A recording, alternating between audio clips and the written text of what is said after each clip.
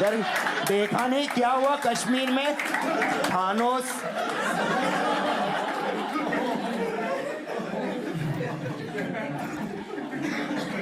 What is your take on Kashmir files? You cannot have a take on Kashmir files.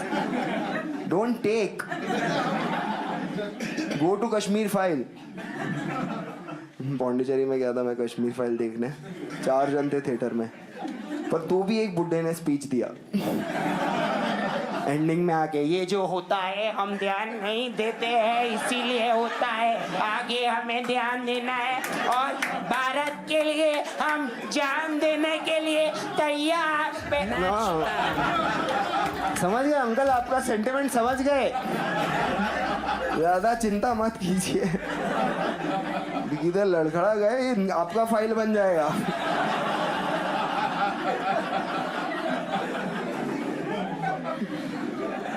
तुम लोग भी ऐसे controversial सवाल पूछते हो, तुम तो गांड मारा के जाओगे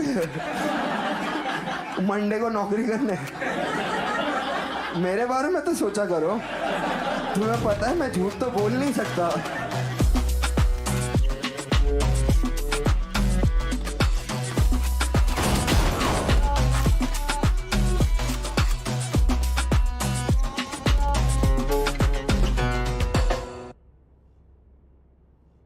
शो स्टार्ट होने से पहले टिकट कटाओ।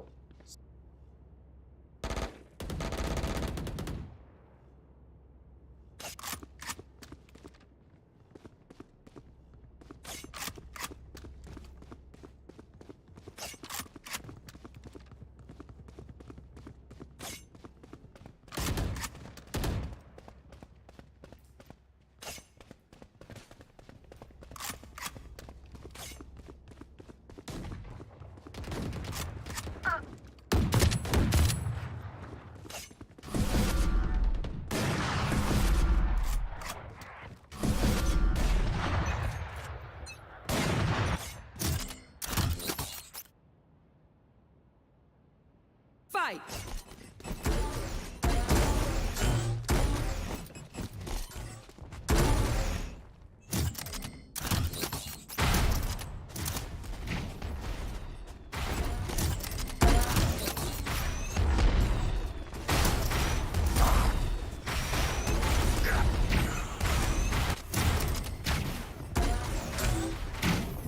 Too late.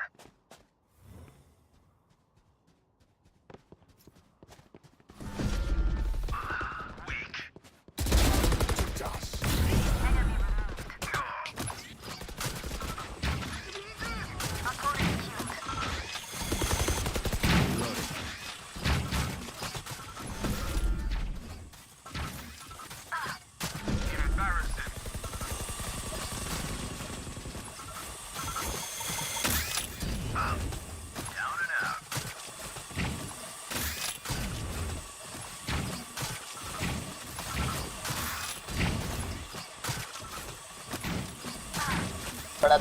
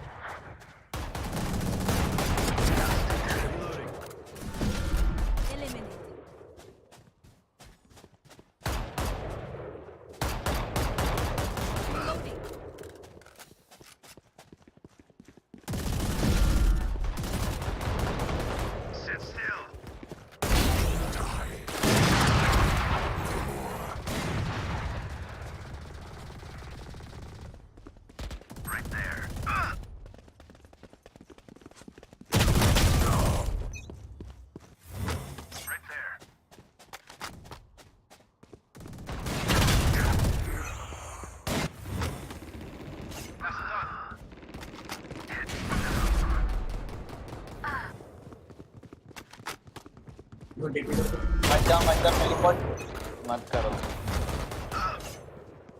बहुत बढ़िया अंकुश भाई। See ya. Reloading. Reloading. Reloading. अबे घुस जाओ बस, देखो मत, कुछ सुनो मत, जस्ट घुस जाओ। Reloading.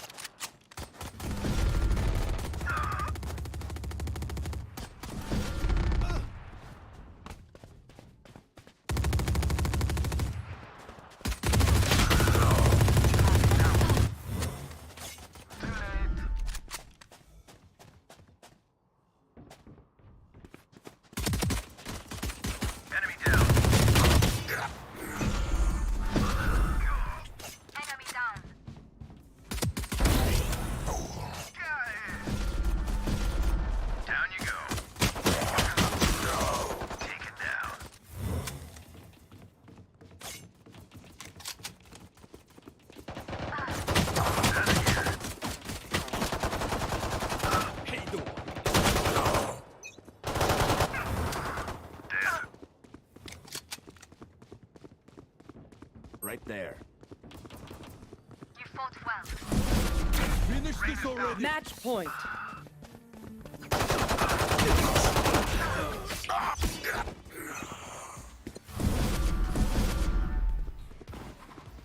Now we're cooking. Gunner. Sit down.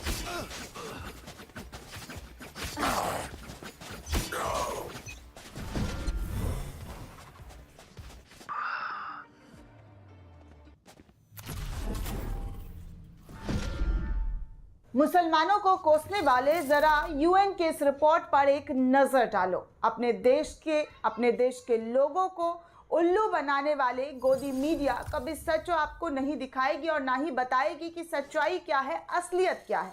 क्योंकि जनसंख्या बढ़ने पर मुसलमानों को जिम्मेदार ठहराने वाले कभी खुद के भी गिरेबान में झांक कर देखो कि सच्चाई क्या है, असलियत क्या है, कि कैसे तुम लोग एक कौम को जिम्मेदार ठहराने के लिए ठीकरा फोड़ देते हो, हर संभव कोशिश करते हो। लेकिन सच्चाई क्या है दोस्तों, वो आपको जानना बेहद ज़रूरी है, ताकि अगर कोई आपको ये बोले तो आप जवाब में एक रिपोर्ट जारी किया जिसमें कहा गया है कि 2023 में भारत बनेगा दुनिया का सबसे ज़्यादा आबादी वाला देश।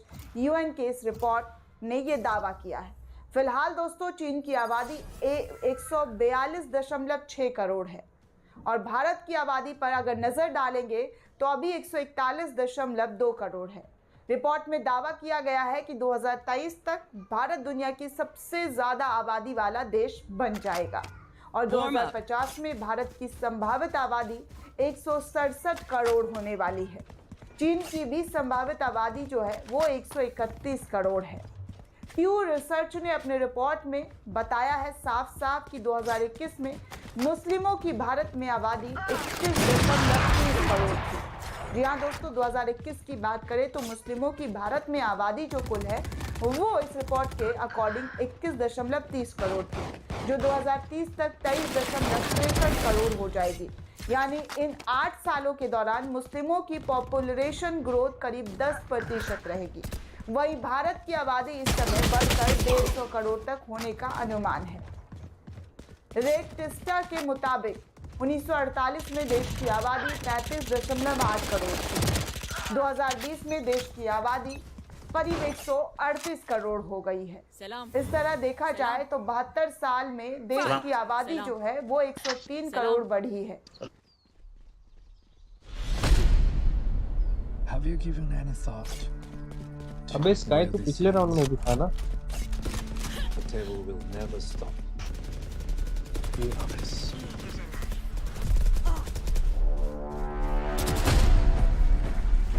No one, not even you, can kill everything.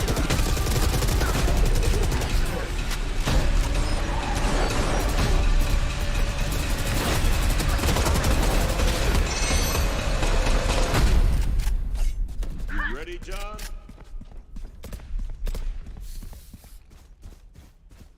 Yeah.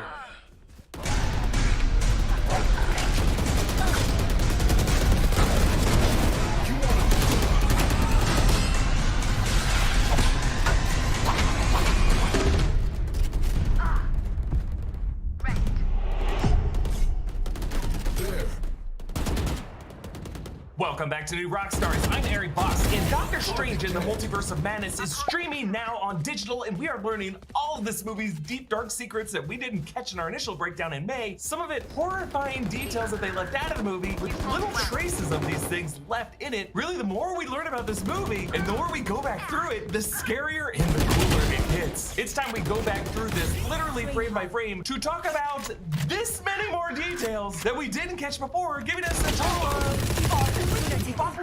ding, ding, ding! This total! There's so much in this movie! Let's break it all down in this video so everything is covered. And you will be Sorcerer Supreme of the mystical details in Multiverse of Madness. The opening Marvel Studios title card alone has an insane amount of deeper layered meaning that could be its own video. We're just gonna talk about it all here. By this point, you may have seen how it has been updated as usual to include the shot of Wanda Scarlet Witch Power Up from WandaVision Episode 9. The first time footage from a Disney Plus show has made its way into the title card. We also see Doctor Strange with the Time Stone magic, Strange fighting Thanos in Infinity War, making the same band on pose as Defender Strange, who was zombie. In this movie, we see Wong in Endgame saying you wanted more. Strange's last words to Tony in Endgame holding up that one finger. Then the family team-up shot from the WandaVision finale. We actually look closely at that. Also includes a nod to Sam Raimi's past film Awesome, Great, and Powerful, The Wicked Witch of the West being a very strong analog for Wanda in this film. Now the M and the A ultimately showed Strange in the final shot as he's walking up the steps in the 2016 film, and Wanda when she nearly killed Thanos in Endgame, the most fearsome demonstration of her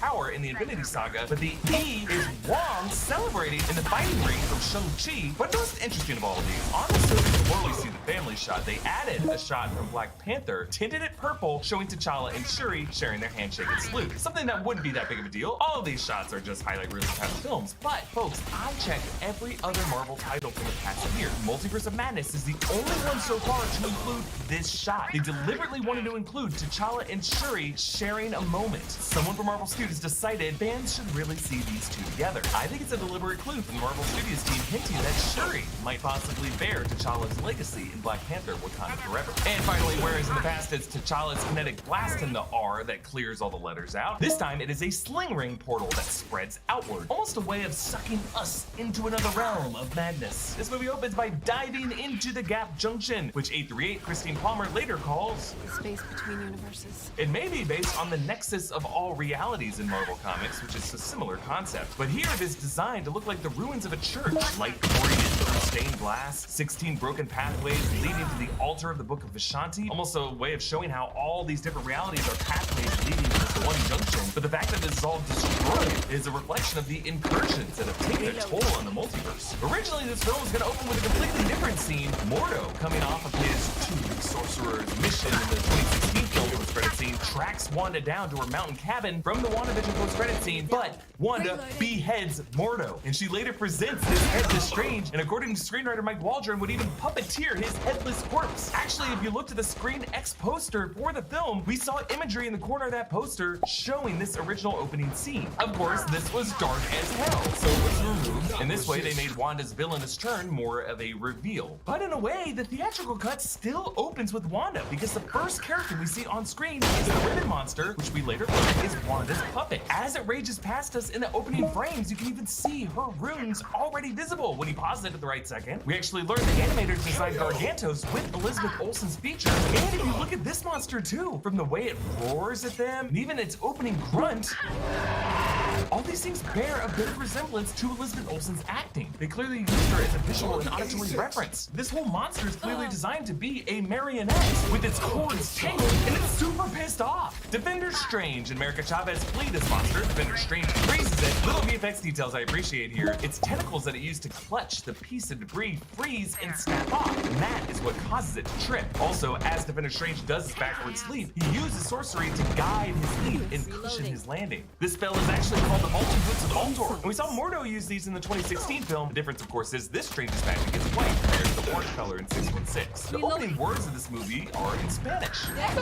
No, con eso lo matamos. It is the first MCU film to open with Spanish. America Chavez is the first openly LGBTQ+ Latinx female superhero, and her star emblazoned jacket has Amor es Amor stitched in, along with a pride pin. Defender Strange was confirmed by Sam Raimi to be from Universe 617, which in the comics was formed when Spider-Gwen from Earth 65 meets Gwen from 616 and prevents that Gwen from being thrown off the bridge by Green Goblin, and by doing that diverges 616 Gwen into a timeline 617 where she merges with Venom and becomes Spider-Woman. They approach the Book of Vishanti, which in the comics is a book of positive counterspells. I like the color coding of it. Dark is often colored with red sorcery. The Book of Vishanti emits a pure blue, the same color tone as America Chavez's Star Portals. A little hint that the spell contained within is contained within America herself. Defender Strange tells America, I'm so sorry. This is the only way. In the grand calculus of the multiverse, your sacrifice is worth more than your life. He quotes 616 Strange from Infinity War and Strange from Spider-Man No Way Home.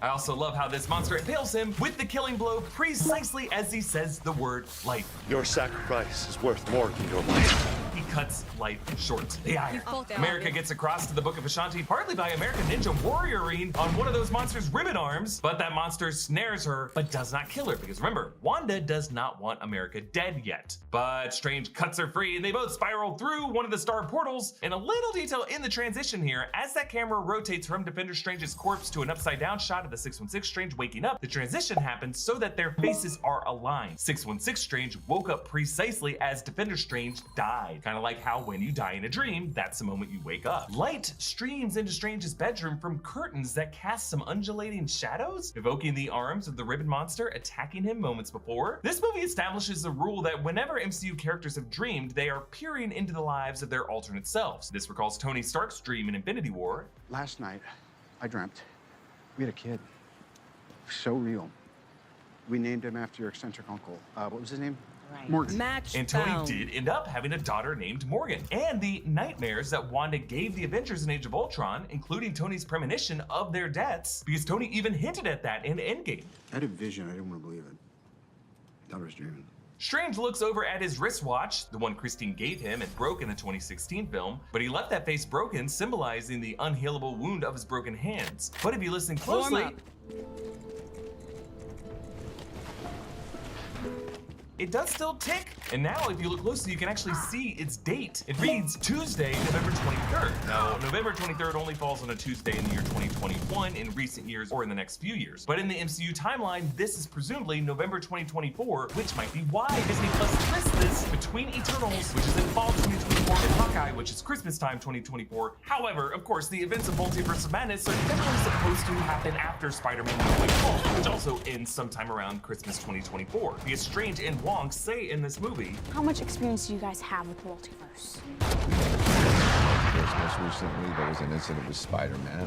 What, man? Kevin Feige also said Multiverse of Madness was after No Way Home. And that allowed a spell to go wrong in Spider-Man No Way Home, which leads to the entire multiverse going quite mad in this. So how do we explain this? Well, the in-universe answer is time is a flat circle. And in Loki Citadel, at the end of all time, where the multiverse first fractured, the rules of causality were broken. But the real answer, folks, is that whoever makes the Disney Plus playlist, most of the people at Marvel Studios are just confused about their own chronology and they constantly screw it up, so let's move on. Strange uses magic to tie his necktie, just a reminder that his injured hands are still somewhat clumsy. On his way through the Sanctum, he passes his piano. Remember, the Sanctum in the alternate post-incursion universe, his piano will be instrumental in his music duel with Sinister Strange. Strange enters the church for the wedding. He passes these two boys who run to a mother who just bears a pretty strong resemblance to Elizabeth Olsen. I don't know if it was intentional, but it is a little echo of his coming conflict with a mother and her two elusive sons. Dr. Nick West returns to the 2016 film, revealing he dusted in the blip, and when he returned, he found he lost both his cats. Oh, and also his brother.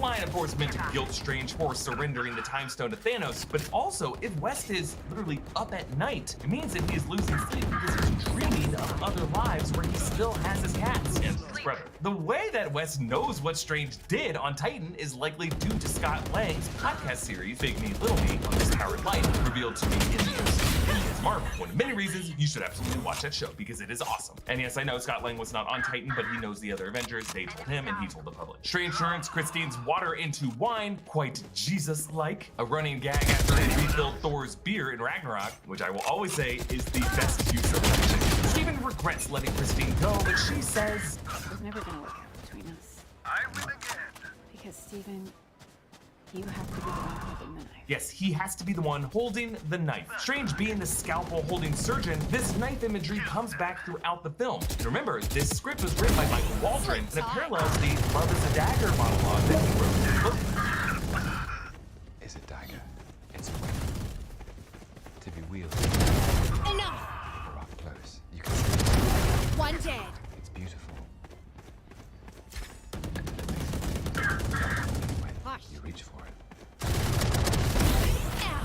It isn't real. Ultimately, Sylvie was the one left holding the dagger in that series. She she cut Loki loose, as Strange does for Christine. When Strange goes out on the balcony to see the commotion, in the bottom right of frame is a billboard for Rogers the Musical, the Broadway show from Hawkeye. Billboards like these also showed up in No Way Home. He pulls out the red handkerchief stuffed in his pocket, revealing the cloak of levitation, hidden in plain sight. And I love this maneuver because, like the alcohol-related tricks, this is practical. It really does feel like a classical magician illusion. And he changes wardrobe mid-air, similar to Tony Stark's famous free-fall suit-up in Avengers. Strange saves a woman and her baby by summoning a giant feline head. This is in front of a red storefront, McCloud's Books, the 838 version of which shows up outside the 838 Sanctum, both named after Bob McCloud, longtime Marvel Comics artist. Strange decloaks the monster as Gargantos, who's a lesser-known Namor villain. Originally, it's gonna be Shuma Gorath, but was renamed because Shuma Gorath is an H.P. Lovecraft invention licensed by Heroic Signatures, along with characters like Conan the Barbarian. Producer Richie Palmer revealed that they used a scan of Olsen's eye to create this eyeball and foreshadowed the reveal of Wanda as the puppet master. You can see in its pain and its rage, its shock, capillaries in the eyeball. This is all Wanda's emotion. And I love how Gargantos has these two gills beneath the eye. When he roars, the flaps open, making the sound of a jazz trumpet.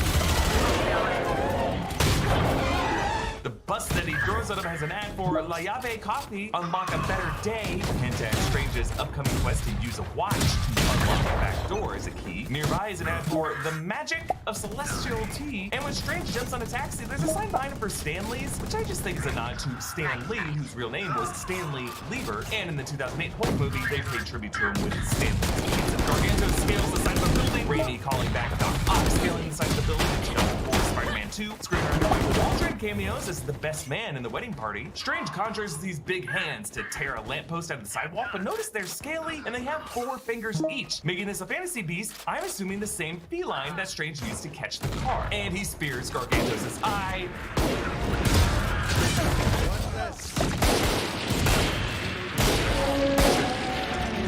In the Spirit Eyes, visual is an homage to Raimi's flying eyeball in Evil Dead 2. They bring up Spider-Man.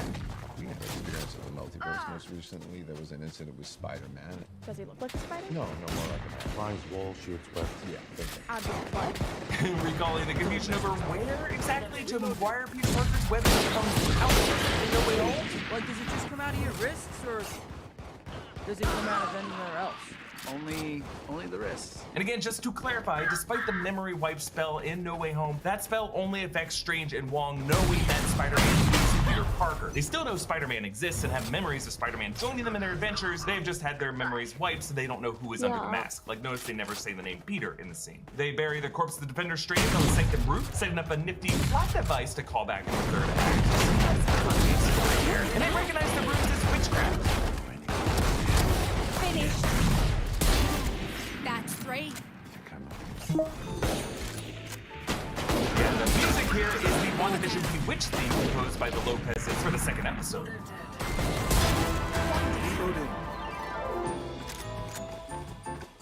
We see the same house in pitch from WandaVision's later episodes, and Billy and Tommy return wearing red and green to match their comic identities of Wiccan and Speed. They also have wristwatches matching their colors. There's a hamster cage on the countertop, the hamster named Max, or Maxie, short for Maximoff, probably to replace poor Sparky. Now, this bedroom tuck-in seems a bit surreal. It's because they constructed it with footage shot on the WandaVision set, but it's been flipped. WandaVision, episode 9, Billy's bed and the telescope were on the left, Tommy's bed, the skeleton decoration and the stoplight were on the right. But here, it is the opposite. But they did not flip the poster highest on the middle wall, they just flipped it from right to left. They also added some house lights on the homes outside across the street. Actually, in the shot of Wanda looking over at Tommy, it is literally the same shot from WandaVision reversed. That is the same shot of Julian Hilliard, but they mapped in a new Elizabeth Olsen. From this, Wanda abruptly awakens. Within the same shot, the lighting and color tone shift from warm and orange to cold and gray tone, showing how her comforting dream fades into cold reality. A motif that we also see in Thor: Love and Thunder, with Gore, a desaturated villain, mourning his family. Wanda clips some tree branches. Apples, right? Eventually. Yes, the trees are not yet bearing fruit, a metaphor for herself, as her efforts to locate her sons have been fruitless. Apples, of course, also have been associated with the forbidden fruit of the Garden of Eden, where Eve was villainized for giving into evil, leading to the historic sexist view of women as more prone to evil. Of course, the poisoned apple, also the weapon of choice of the Witch Queen and Snow White, which also shows up later this movie. And pruning branches, the metaphor used by the TVA to tame the multiverse, as Wanda has been clipping or marking off universes said do not contain her sons. They chat. What do you know about the world? Multiverse. This had his theories. He believed it was real and dangerous. And she drops the branches into this crate. A close-up showing his name, Mjolnir. Now in the comics, Wendell Volker is an academic who, along with Reed Richards, discovers that Baron Zemo has traveled back in time. This is a 2007 Thunderbolts arc, but I think this crate close-up might have been from this scene originally having Wanda presenting Mordo's severed head to Strange here. Like after the illusion faded, Wanda returned this crate, and from this she pulls out the severed head. Strange says, Use an Avenger. In the arch of the Mohawk, bug-free crime fighters. yes, referring to Hawkeye, and then Spider-Man, Ant-Man, and Wasp. Think about it, also Scarlet and Scarab just joined this club as well. Strange says helping them will get her back on the lunchbox, and there actually is an Avengers-themed retro lunchbox with Scarlet Witch on the side with Yellow Jacket and Daredevil. But after outing herself as knowing more than she should, she uses her red sorcery to warp this orchard into this burnt hellscape. The red sorcery warping these trees the same way the building storefronts do in Westview and WandaVision. We see that she is using the Darkhold, of course, the Book of the Damned, first introduced in WandaVision, and on the page is an eye visible at the center of it. This was the eye that she used to control Gargantos, and an eye that shows up in the runes on the walls of the Darkhold temple, perhaps the Eye of Chthon, whose horned head adorns the cover of this book. In the background is the burnt ruins of a structure where that large house was when the illusion was up. This is the house from the poster showing that removed opening scene with Mordo getting beheaded. Notice how Wanda has kept her hands in her pockets before showing her cards, and now we see the tips of her fingers have turned black from using the Darkhold, just as Agatha's hands had turned black when she possessed the Darkhold in WandaVision. Wanda's wardrobe has been updated, showing some scratches radiating from the heart region. You can see this better in the Kamartaj battle. These scratches showing how her breaking of reality really stems from a broken heart. Also, the design of her collar leaves an opening in the shape of Vision's Mind Stone, the thing that she had to shatter in Infinity War and has never gotten over, blaming Strange because his surrender of the Time Stone is what specifically made that sacrifice pointless. Strange says, Wanda, your children aren't real. You created them using magic.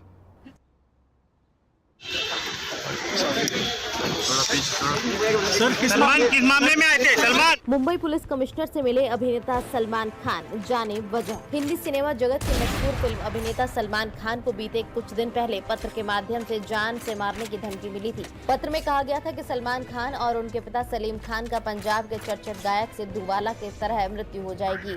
Salman Khan और सलीम खान को यह धमकी सिद्धू मूसेवाला के murder के कुछ दिन बाद ही मिली थी। इसके बाद से भाईजान की सुरक्षा काफी बढ़ा दी गई। वहीं इस धमकी के बाद सलमान खान ने खुद के प्रोटेक्शन के लिए वेपन के लाइसेंस के लिए अर्जी दी थी। इसी सिलसिले में आज सलमान खान ने पुलिस आयुक्त विवेक फंसलकर से मुलाकात की थी। मीडिया रिपोर्ट के मुताबिक कमिश्नर ने उनसे जानने की कोशिश की कि आखिर उन्हें किस तरह की धमकी मिली थी और सलमान खान को उनकी सुरक्षा के बारे में अवगत कराया। एसपी रिपोर्ट क्या कहती है उसके बारे में भी अवगत कराया गया। इस खबर को लेकर सोशल मीडिया यूजर्स की भी अलग अलग तरह की प्रतिक्रिया देखने को मिल रही है। चैनल ऑफ U+R नाम के यूजर ने लिखा, और मीडिया को पता नहीं लगा कि इस मामले में आई है। वहीं ईशू नाम के यूजर ने लिखा, जिस जनता की वजह से ऐसा बने हैं उसी जनता एक शब्द नहीं बोल रहे हैं। शेम और बॉलीवुड इंडस्ट्री।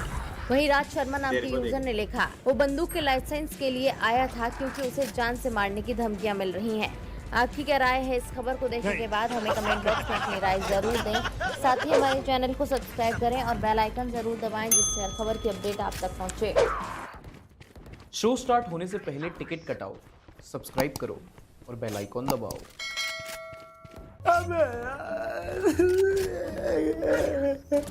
जब तक मैं रोना मत, आंसू भी अनपार्लियामेंट्री है महोदय।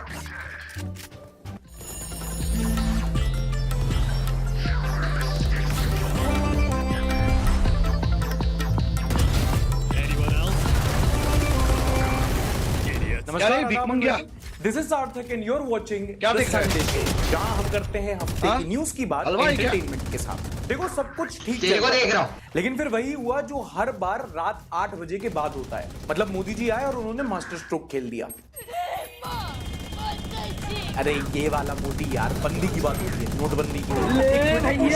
Farmer IPL chairman Lalit Modi ने हम सबको बताया कि वो बॉलीवुड एक्ट्रेस सुष्मिता सेन को डेट कर रहे हैं। ललित मोदी के बारे में अगर आप नहीं जानते तो आपको बता दूं कि ऑल्दो ही इज कॉम्प्लेक्शन से डार्क बट लाइफस्टाइल से काफी रंगीन, and now he is dating Sushmita Sen. वाह, मतलब आईपीएल तो खिलाया ही, खुद भी बहुत बड़ा खिलाड़ी निकला। के बाद single, committed, frustrated, feminist, misogynist सब लोग अपनी अपनी राय देने लगे। कोई छोटी पैसे का मामला है भाई, कोई बोल रहा था कि देखा ही नहीं जा रहा, कोई बोल रहा था इट्स देयर पर्सनल मैटर, कोई बोल रहा था कि तो बबीता अय्यर की जोड़ी है। Okay, last one was Sahil Shah ने बड़ा अच्छा ट्वीट किया था कि Lalit Modi went from fixing IPL matches to fixing his match. Now to be absolutely clear, it's their life, their choice and nobody should see this news in a bad taste. In fact we wish them all the best. लेकिन जिस देश में बेरोजगारी और frustration का tactic match चल रहा हो, लोग मजे तो लेंगे। Now two things I want to make clear. जहां तक बात रही एज गैप की, तो 10-12 साल कोई बड़ी बात नहीं है। अगर आप देखोगे तो हर दूसरे बॉलीवुड कपल का यही सीन चल रहा है। और लड़के ललित मोदी का मजाक क्यों उड़ा रहे हैं, खासकर उसके लुक्स पर। मतलब ये वही लड़के हैं जो पहले सिंपैथी मांगेंगे कि यार ओ माय गॉड क्या देख रहा है, आई एम सिंगल, क्योंकि लड़कियां लुक्स के पीछे भागती हैं। और यहाँ तुम्हारी कम्युनिटी का सीनियर प्लेसमेंट में झंडे गाड़ के आया है, तुम उसको पुल डाउन कर रहे हो। तुम्हें शर्म है? कुछ शर्म आया है? Lalit, you looking handsome, so proud of you. Anyway, second controversy Twitter से नहीं बल्कि पार्लियामेंट से आई। अच्छा, बेसिक्स फर्स्ट, 18 तारीख से हमारे पार्लियामेंट के मॉनसून सेशन की शुरुआत होती है। और जैसा कि आपके स्कूल में होता है ना कि सर्दियों की छुट्टी, गर्मियों की छुट्टी, ऐसे ही हमारे नेताओं के साथ भी होता है, उनके भी सेशंस लगते हैं। फर्क बस इतना है कि आप होमवर्क नहीं करते, ये लोग क्लास वर्क भी नहीं करते। इस सज्जन को क्या तकलीफ है भाई, क्या तकलीफ है? अब इस सेशन की शुरुआत से पहले कुछ शब्दों की सूची जारी की गई जिन्हें अनपार्लियामेंट्री बोला गया है। मतलब कि कोई भी मिनिस्टर दोनों सभाओं में, इन राज्यसभा एंड लोकसभा, इन शब्दों का इस्तेमाल नहीं कर सकते। Which are the following: ashamed, abused, betrayed, corrupt, drama, hypocrisy जिसकी सीमा होती है, bloody, corrupt, coward, criminal, disgraced, donkey, incompetent, anarchist, lollipop and sexual harassment। Hindi के शब्दों में तानाशाह, जयचंद, विनाशपुर, गद्दार, अहंकार, उनसे खेती। ये 90s की बॉलीवुड मूवीज के टाइटल क्यों दे रहे हो? अच्छा यही है। दंगा, दलाल, थोड़ी मर्यादा रखिए, दादागिरी, दोहरा चरित्र, बेचारा, शकुनी, बहरी सरकार, goes on and on and on। एक तो मुझे ये बताओ, ये लोग पार्लियामेंट में बात क्या करते हैं ऐसी? अब इस लिस्ट के सामने आने के बाद ऑपोजिशन ने एक बहुत वाजिब सवाल उठाया कि भाई जिस टॉपिक पर क्रिटिसिज्म होना है आपने उसी को अनपार्लियामेंट्री डिक्लेयर कर दिया, तो कैसे वाद विवाद होगा और किससे? अगर हम करें तो करें क्या, बोले तो बोले क्या? और कुछ शब्द तो फिर भी सेंस बना रहे हैं, कुछ शब्द सुन के लग रहा है कि भाई क्यों इंक्लूड किया। मतलब सोच के देखो, if drama is unparliamentary, Smriti Irani क्या करे, जॉब छोड़ दे? मैं क्या करूं फिर, जॉब छोड़ दूं? अगर करप्ट शब्द अनपार्लियामेंट्री है तो कांग्रेस को एग्जिस्टेंशियल क्राइसिस हो जाएगा। एंड इफ बेचारा is unparliamentary, Rahul Gandhi should be sitting outside. And दलाली, सीरियसली, मतलब क्या दिन आ गए हैं, पार्लियामेंट वाले वो चीज बोल नहीं पा रहे, फिल्म सिटी वाले कर ले रहे हैं। माननीय सभापति महोदय और सभी सदस्यों, कल जो देश में घटना हुई उसका मैं कड़ी निंदा करता हूं। यह जो देश के कई शहरों में दंगे के हालात नहीं ऑब्जेक्शन, माननीय सदस्य अनपार्लियामेंट्री असंसदीय शब्दों का इस्तेमाल कर रहे हैं महोदय। अरे ये कैसे अनपार्लियामेंट्री हो गया है? आप देश में करवा रहे हैं, हम बोल भी नहीं सकते, ये क्या हिपोक्रेसी है? ऑब्जेक्शन महोदय, हिपोक्रेसी भी अनपार्लियामेंट्री है, माननीय सदस्य इसका प्रयोग कर रहे हैं। अरे क्या हर चीज अनपार्लियामेंट्री? आप हमको हमारा भाषण दे दीजिए, ड्रामा बंद किया नहीं बोल सकते, ड्रामा भी अनपार्लियामेंट्री महोदय, अनपार्लियामेंट्री। अरे क्या हर चीज अनपार्लियामेंट्री महोदय, तो तानाशाही है फिर से महोदय, तानाशाही अनपार्लियामेंट्री है, अनपार्लियामेंट्री आप इस्तेमाल नहीं कर सकते शब्द का, अनपार्लियामेंट्री। अरे भाई बोलने दो, क्या नौटंकी कर रहे हो? नौटंकी भी unparliamentary.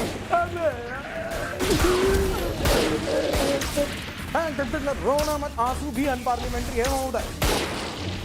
Now jokes apart, some of the words really do raise an alarm. For example, the word sexual harassment. एक कंट्री जहां number of rape cases one of the highest in the world है, वहां पर sexual harassment जैसा issue अगर सदन में खुल के नहीं बोला जाएगा तो कैसे काम चलेगा? मतलब मुझे इसका लॉजिक समझ में नहीं आ रहा। लेकिन अगर आप गवर्नमेंट सपोर्टर हैं और आपके पास इसका कोई एक्सप्लेनेशन है तो प्लीज कमेंट करके हमें जरूर बताइए। लेकिन मैं एक सॉल्यूशन भी देता हूँ, मतलब देश की बहुत सारी प्रॉब्लम सॉल्व हो जाएंगी। रिलीजन वर्ड को अनपार्लियामेंट्री कर दें तो क्या देख रहे हैं? किसी पार्टी की पॉलिटिक्स नहीं चलेगी। चलो इससे पहले बुलडोजर आगे बढ़ते हैं। एक और बड़ी कंट्रोवर्सी हुई लखनऊ, जहां पर एक पिटबुल ब्रीड के डॉग ने अपने ही ओनर को बुरी तरीके से घायल कर दिया, जिसके बाद उनकी मौत हो गई। Pitbull dog who 80-year-old Sushila used to feed, walk every day and take care of like a child, the same child. Sushila's life. An 82-year-old retired teacher, Sushila Tripathi, was mauled to death by her son's pet pit bull dog. दरअसल लखनऊ के एक gym trainer के पास ये brownie नाम का एक pitbull breed का dog था। ये काफी अग्रेसिव ब्रीड होती है, जिसके पास को है उसको पता होगा। अब इन्हीं की मां थी सुशीला त्रिपाठी जी, जिनके साथ ये दुखद घटना हुई जब पिटबुल ने इनको बुरी तरीके से घायल कर दिया और उसके बाद उनकी मौत हो गई। और इस घटना के बाद जो ऐसी अग्रेसिव ब्रीड के डॉग्स होते हैं उनके अडॉप्शन पर बहुत सारे सवाल उठ रहे हैं। ना गौर करने वाली बात यह है कि इस मसले के पहले भी जो स्ट्रे डॉग्स हैं उन पर भी काफी ज्यादा सवाल उठे थे। कई सारे ऐसे इंस्टेंसेस सामने आए थे जहां पर स्ट्रे डॉग्स की वजह से पड़ोसियों में मारपीट हो चुकी थी और कई इंस्टेंसेस में तो ह्यूमन कैजुअलिटीज भी हुई थी। अब देखो यहाँ पर कोई ब्लैक एंड व्हाइट वाला सिस्टम नहीं है कि यार तो बेकार है, इनको मार दो या फिर इनको कुछ नहीं बोलना जाना चाहिए, इनके भी जीने का हक है। But this issue calls for serious discussions and then policy making. कहने का मतलब ये कि अगर इस इशू को पॉलिसी लेवल पर टैकल किया जाएगा तो सिटीजंस के बीच में लड़ाइयां कम देखने को मिलेगी। वो लोग जो इनसे परेशान होते हैं उनसे उनको राहत मिलेगी और वो लोग जो इनका ख्याल रखते हैं उनको भी एक सही मैकेनिज्म मिलेगा डॉग्स को न्यूट्र करने का और फॉस्टर करने का। इस इशू पर आपका क्या ओपिनियन है, आप कमेंट करके जरूर बताइए। अब चलिए थोड़ी इस हफ्ते की न्यूज की बात कर लेते हैं। सिर्फ गॉसिप से काम नहीं चलेगा, यूट्यूब चैनल है, न्यूज चैनल नहीं। पहली खबर है हमारे देश को लेकर, और देखो ये कोई सीक्रेट बात नहीं है कि बहुत ही जल्दी our country's population will be more than China and we will be officially the most populated country in the world. हम दुनिया की सबसे ज्यादा पॉपुलेटेड कंट्री होंगे, सबसे ज्यादा जनसंख्या होगी वो हमारे देश में होगी। एक यूनाइटेड नेशंस रिपोर्ट ने बताया है कि अगले साल यानी कि 2023 तक इंडिया चाइना को पॉपुलेशन के मामले में ओवरटेक कर लेगी। बहुत ही जल्दी हमारी आबादी 1.4 बिलियन पीपल पहुंच जाएगी ऑफिशियली, जो हम जानते हैं कि कोई गर्व की बात नहीं है। तो अगली खबर थोड़ी पॉजिटिव है जो आती है जालौन से, जहां इस हफ्ते प्रधानमंत्री नरेंद्र मोदी ने बुंदेलखंड एक्सप्रेसवे का इनॉग्रेशन किया। लगभग 300 किलोमीटर लंबा ये 4 लेन एक्सप्रेसवे बुंदेलखंड के 7 जिलों को जोड़ेगा और इसके आसपास इंडस्ट्रियल कॉरिडोर भी बनाया जाएगा। यह हाईवे चित्रकूट, बांदा, महोबा, हमीरपुर, जालौन, औरैया और इटावा से होकर गुजरता है और ये हाईवे बुंदेलखंड रीजन के डेवलपमेंट के लिए बहुत इंपॉर्टेंट है। बुंदेलखंड इलाके के बारे में अगर आपको नहीं पता तो आपको बता दूं कि हमारे मध्य भारत में उत्तर प्रदेश और मध्य प्रदेश के बॉर्डर के बीच में एक इलाका पड़ता है। ये मेरी मातृभूमि भी है। यहाँ के लोग बहुत ज्यादा गरीब होते हैं, फाइनेंशियली बहुत स्ट्रांग नहीं होते, ज्यादातर एग्रीकल्चर पर डिपेंडेंट रहते हैं और साल दर साल सूखे की समस्या से जूझते रहते हैं। इनफैक्ट जो आसपास की बड़ी सिटीज हैं जैसे कि दिल्ली, लखनऊ, मेरठ, भोपाल, यहाँ की जो वर्कफोर्स होता है वो ज्यादातर बुंदेलखंड रीजन से ही माइग्रेट करके आता है, क्योंकि जैसा कि मैंने आपको बताया फाइनेंशियल स्थिति ज्यादा मजबूत नहीं है और ज्यादा अपॉर्चुनिटीज भी अवेलेबल नहीं है, तो लोगों को माइग्रेट करना पड़ जाता है, यानी कि पलायन करना पड़ जाता है और इस एक्सप्रेसवे से इस रीजन को काफी फायदा होगा। एक और बड़ी खबर जो सिर्फ देश की नहीं बल्कि पूरी दुनिया के लिए रही वो थी जब नासा के जेम्स वेब टेलीस्कोप ने कुछ इमेजेस भेजी। ना देखने में तो ये इमेजेस स्पेस की जो इंटरनेट पर हजारों लाखों इमेजेस पड़ी हुई हैं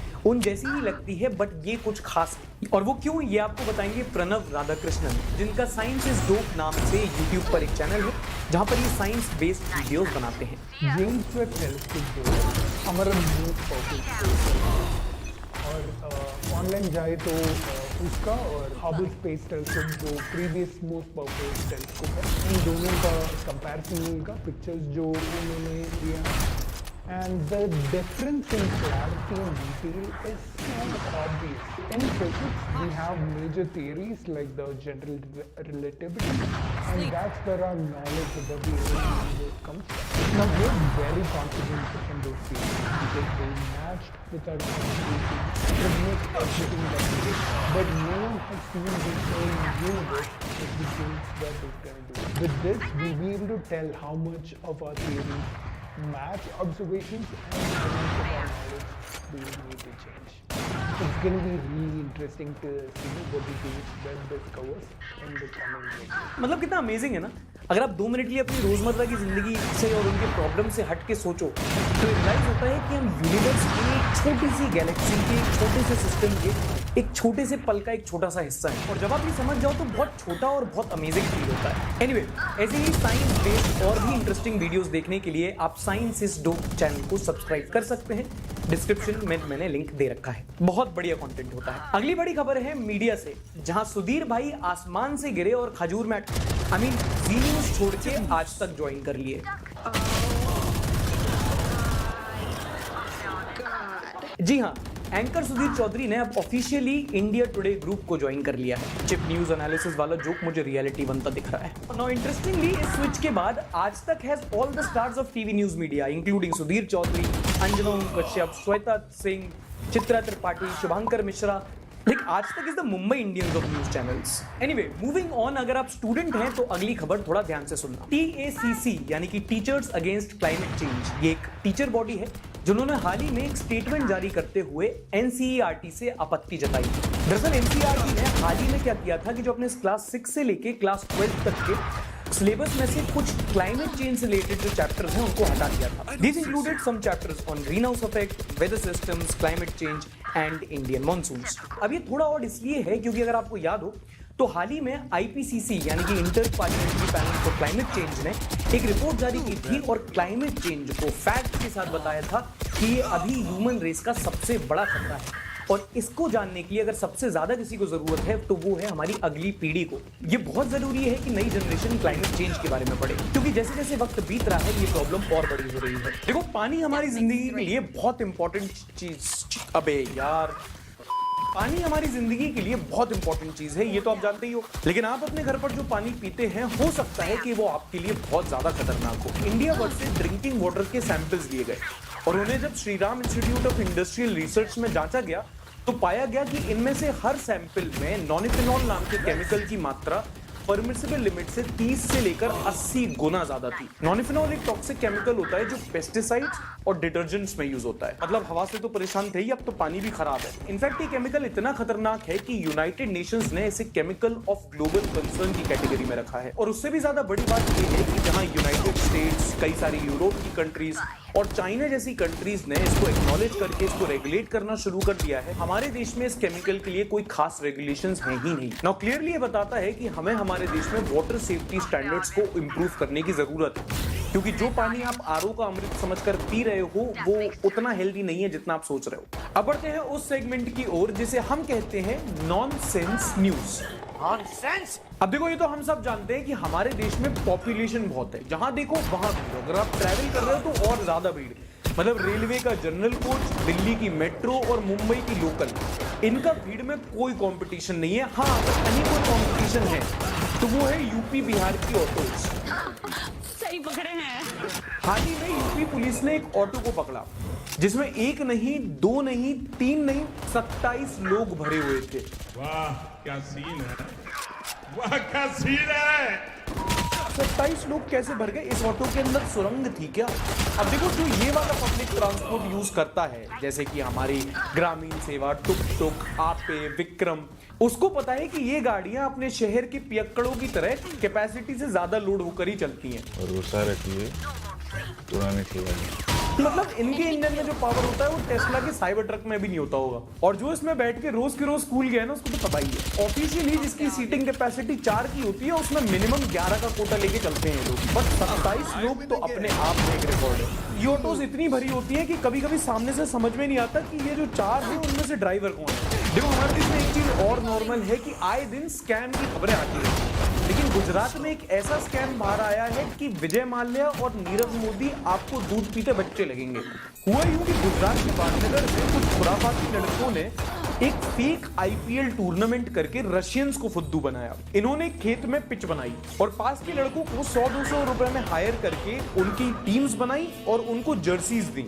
सिर्फ यही नहीं, इन्होंने हर्षा भोगले की कॉपी करके फेक कमेंट्री की और कैमरा लगाकर YouTube पर मैचेस लाइव दिखाए और इस पूरे सेटअप को सचमुच में इंटरनेशनल मैच समझकर रशियंस इस पर सट्टा खेल रहे थे। भाई गुजरातियों का दिमाग बहुत तेज होता है। क्रिकेट का तो पता नहीं, but when it comes to scams Gujarati are world champions.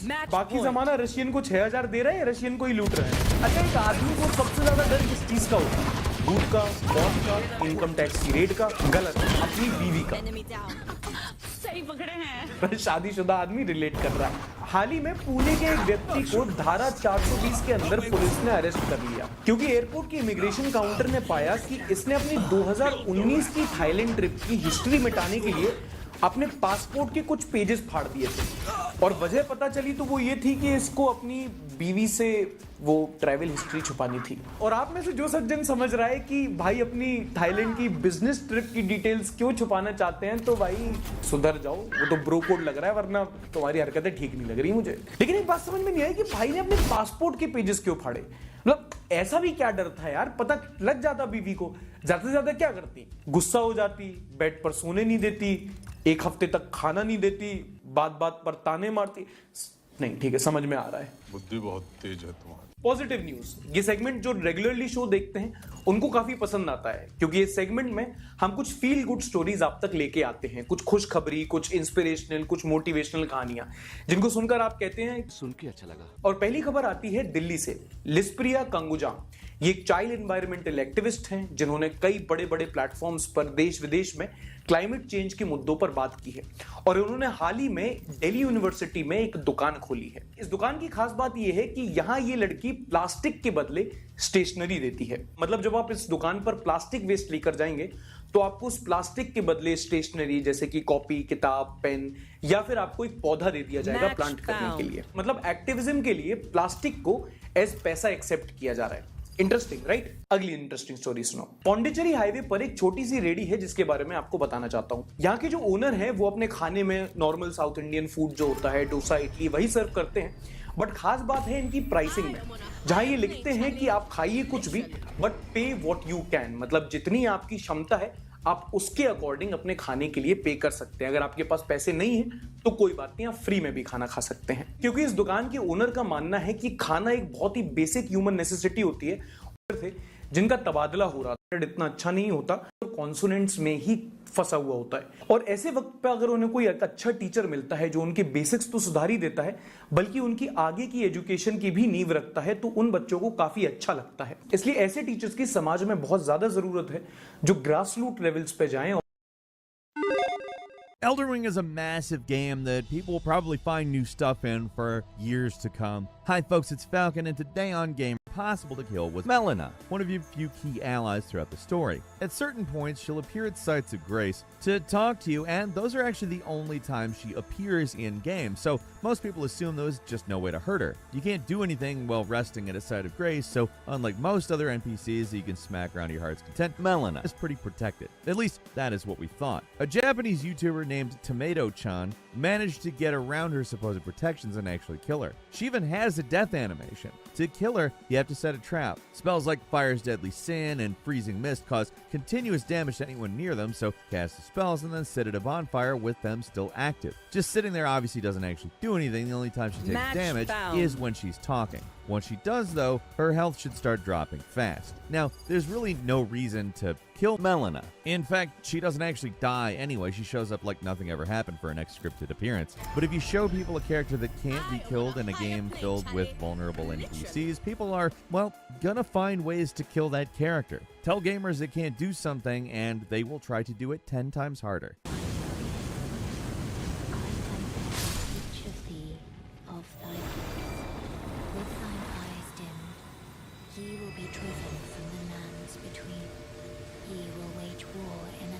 At number 9, players found this really weird invisible thing. This little weird thing revealed by Redditor Blue Penguin 53 just a few days ago. For some reason, there's something that's invisible next to the forge of the Giants bonfire at the highest point of the mountaintop of the Giants. It's not just a standard platform. It's got an unusual shape to it with some odd edges and different elevations. It just doesn't seem like it belongs here, and it's an interesting little find nonetheless. Elden Ring's a game that's no stranger to invisible platforms. They're rare, and they tend to hide some pretty interesting rewards, so it makes sense for players to jump around trying to find whatever secrets might be left in the game. So finding an invisible stop you can stand on outside of a key location like the Forge of the Giants feels like a big deal, but as far as we can tell, there's really nothing to find. Another Reddit user named Saith Venom Drone had the best theory as to what this is. It's most likely geometry for a wolf head ornament that can be seen on other parts of the forge. What happened is the developers probably just turned this one invisible after they added the crack and forgot to remove the collision data. It's one of those things that seems like it might be a big discovery, but it's probably just a simple bug. And number 8, it's Fia's Champions. One of the more forgotten optional bosses in Elden Ring is Fia's Champions. A pretty basic invader-style fight where you fight 5 enemies total. If you've been playing offline, it's always the same. But if you're online, the fight is actually a little randomized. Most assumed it just drew from a pool of randomly generated enemies, but the actual way it works is more complicated. Getting held by Fia doesn't just make you the subject of 1,000 memes and a health debuff. It actually has a second, secret purpose. Credit for this one goes to Matt Gren on Twitter. They took a look at the game scripts and confirmed that if you're online, the game will upload your character's build when you're held by Fia, which is called up when another player takes on Fia's champion. This isn't the only time a fight does that. Getting the Great Jar's Arsenal will upload your character build to become the Great Jar Knight for another player as well. This apparently is triggered when you're held before fighting the Lich Dragon boss as well. This is goodbye, my dear, but I am satisfied. I choose to lie with Godwin of my own will. Which is why all the champions you end up fighting as Fia's champions aren't all level 5 chumps. It's a small thing, but it's pretty cool to see From keeping up this tradition of including opponents in the game, even if it's not quite as epic as the old monk from Demon Souls. And number 7 is Malkath's Side of Grey Ship. Elden Ring is by far the most like game. Just being able to jump on command is a game changer. Players through this have managed to discover a lot of creative ways to skip parts of levels. We've already covered one pretty decent skip in the Crumbling Fair Mazura that lets you bypass the Godskin duo, but this skip's almost as good as that. With it, you can avoid many of the most annoying enemies in the area. Like you can totally skip all the birds, shuriken guys, spellcasters, and the dragon just by doing a few careful jumps. Credit to Redditor Luvanir for finding this one. It's not essential, but some of these enemies can just be absolute hell for certain builds. So getting the option to completely bypass them can be pretty handy, even if you just, run by them. Still, these kinds of parkour tricks are awesome if nothing else, so we're always there to highlight these kinds. Enemy down. At number 6, the eyes of the flame chariot actually follow you. It's small, but it's a strange thing I didn't notice, and I bet a lot of other people didn't either. You know these weird flame chariot enemies in Caelid and Liurnia? It seems like their eyes are just grafted onto their faces, basically like the shield version.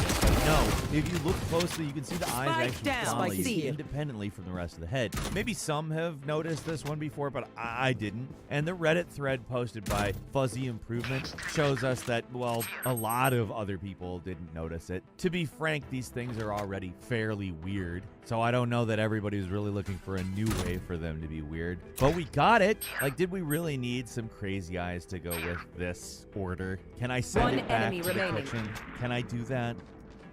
At number 5, the Wings of Astal has a new sound effect when it's close to the Astal boss fight. Here's a pretty unusual thing that we're crediting to Redditor Hans Christ 1, who probably wasn't the first person to notice this, but is the only poster I've seen with actual visual proof of this effect. For some reason, when you're close to the Astal boss door, any of the other Astal-likes out there, like Astel or the malformed star enemies, the Wing of Astal weapon gets a new sound effect, and its heavy attack gets faster, potentially.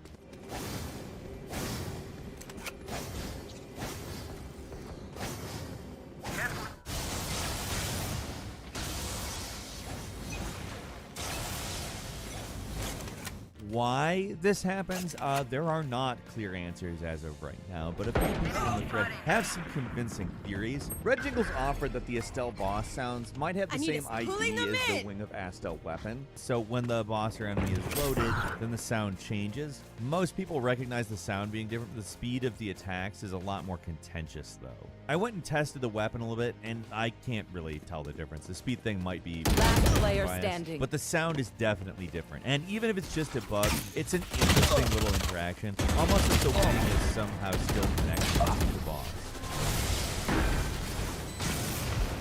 And number 4 is the weirdness of the deathbed dress. The deathbed dress is just a really weird, buggy piece of armor. Maybe it has something to do with its ability to heal nearby allies or something, but there's just some strange interactions you can do with this thing. Case in point, if you equip a flail and do heavy attacks, apparently you'll hurt yourself. That's actually something that's been known for a while now, but another more recent thing, posted by Where'd My Piggy Go, shows us that for some reason, if you try to sneak while wearing the dress, then enemies will pretty much always get alerted before you get close to them. You would think that this dress would be pretty quiet. It's not exactly a heavy suit of armor or anything, so you'd think it wouldn't generate a lot of noise, but apparently not. Try to sneak anywhere wearing it, you get caught no matter where you go. The user speculated it's possible the healing buff the outfit has triggers enemies somehow, and I guess that's as good of a guess as anything else. You'd have to be a crazy person to wear a silky nightgown into a fight, though, and I guess the game agrees with that, because any other explanation is just that it's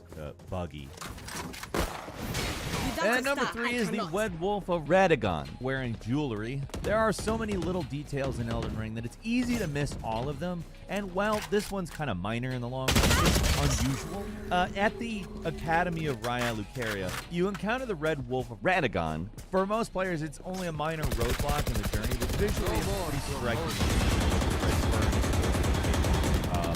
To say the least, can't be ignored either. But one aspect of it a lot of people miss, myself included, is that it has jewelry. Credit to this one goes to CthulhuBot666, who posted a close-up of the wolf for proof, and yeah, it's got a pierced ear, like that's for sure a pierced ear. There's also metal beads braided into its fur as well. They're all little minor details that are basically impossible to see during the boss fight because it moves around pretty fast, but the attention to detail and the possible lore implications are very interesting and are still being found by players even now, months later.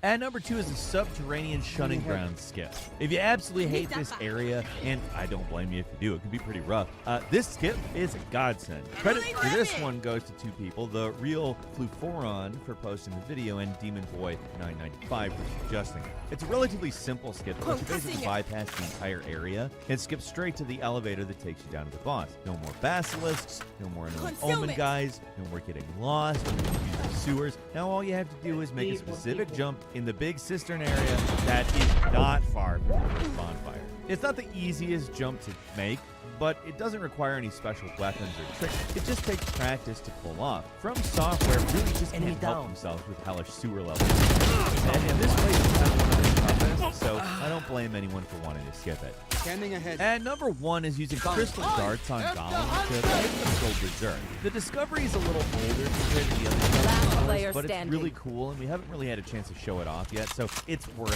bringing up here, I think. As revealed on Twitter by Revion, crystal darts will actually overcharge stone constructs and make them fight for you. The thing is, there's nothing in the description that suggests these things will have this effect. All it says is that they do magic damage, and that long ago, it is said that a golem crafter employed a simple crystal tool, which is a pretty vague clue, if that's what it's supposed to be anyways. Using them on constructs like imps and burial watchdogs make them go berserk and attack anything nearby, and it's pretty entertaining to watch. That's all pretty nice, but what's really impressive is that the crystal darts work on the giant golems as well. It takes a few darts to do it, but it's pretty damn satisfying to watch these guys beat on each other instead of ganging up on you. The golems are some of the most intimidating enemies in the entire game, so having some way to neuter them feels kind of like cheating, but in like a good way. I am not gonna lie about that. It's satisfying to watch them do that.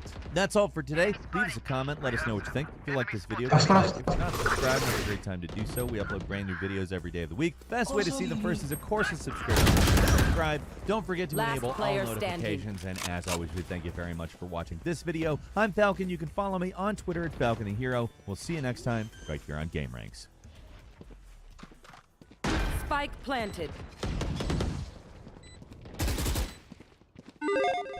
Elden Ring is, of course, a game filled with very, very difficult moments, but some of its bosses are just over the top. Hi, folks, it's Falcon, and today on Game Ranks, the 10 hardest bosses in Elden Ring. Number 10 is Margit the Fell Omen. We're going to start this off with what might be the toughest first boss in any Souls game I've played. Guarding the entrance to Stormvale Castle, this guy's the first true test of skill this game throws at you, and he's not messing around. If there's one line of dialogue that's just burned in your memory, is from this boss. It's concentrate so much. Which is what he says when he kills you. And you're probably going to hear it more than once.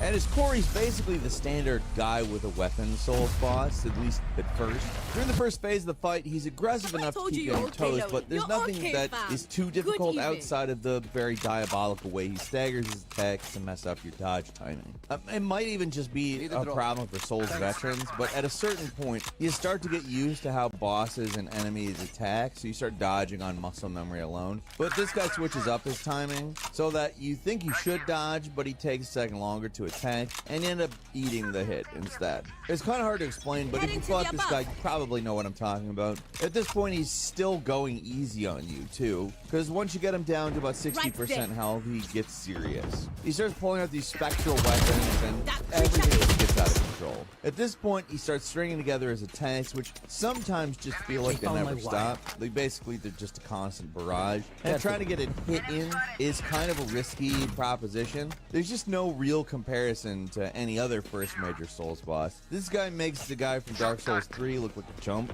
Hell, he's harder than some Souls games' final bosses. I mean, based on various statistics at this point in the game anyhow, relative to him. Margit's an absolute beast of a first boss. He's a huge pain, but it does feel really good to finally take him out.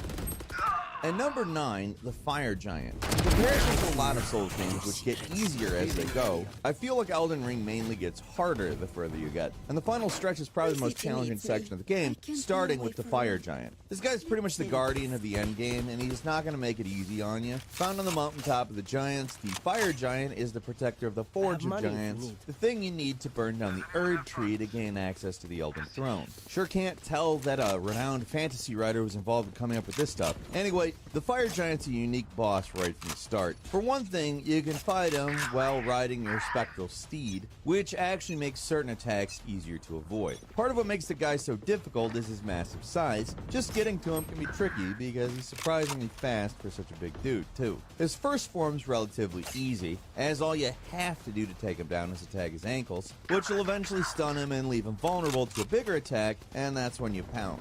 In this form, it's fairly simple to do a lot of damage pretty quickly. So you might be tricked into thinking this guy's kind of a pushover, but no, of course he's got a second form. After you take off about 50% of his health bar, his leg snaps sideways, and he does what any sensible monster would do in this situation, rip it off and sacrifice it to the fire, of course. The eyeball on his freakish chest face thing opens, and that's when this guy really becomes a problem. Now his only weak points are his eye and his hands, and both can be frustratingly difficult to reach. And on top of that, he's constantly belching out these chaotic bursts of fire that make even getting close to him dangerous. It doesn't help that trying to target his weak points makes it almost impossible to tell what's going on, because in the second form, it's really better just not to target him at all. Blocking isn't going to save you from most of these attacks anyhow, so at the end of the day, it's much safer to just smack his legs and whittle his health down that way. It's a frustrating fight, and you can barely tell what's going on in the later stages. Like, look at this mess. What is this? And number 8 is Star Scourge Radahn. Of course, we got to give special mentions to this big boy. Radahn is encountered in Caelid, and in comparison to how miserable this whole area is, getting to him is actually surprisingly easy. Hell, there's an entire welcoming party waiting to greet you where they announce the Radahn Festival. The festival is nigh. Take out their healer. General Radahn, mightiest demigod of the Shattering. You want to play? Let's play. Champions, prepare for Right there. battle.